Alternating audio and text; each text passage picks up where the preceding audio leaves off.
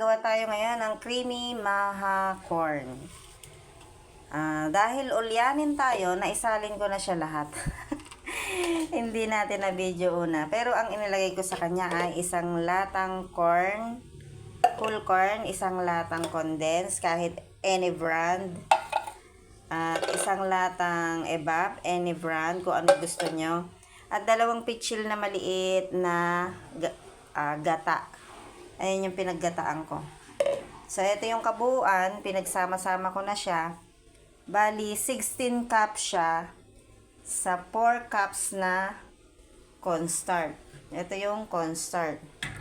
Nilusaw ko na siya. Then, ang next step natin ay papakuluin natin ang mga sangkap. Ito. Yan, sinalang na natin siya sa apoy. Then, iintayin na lang natin kumulo. Habang nilulusaw ko to, ang cornstarch, ayan, iniintay naman natin kumulo ang ating maha.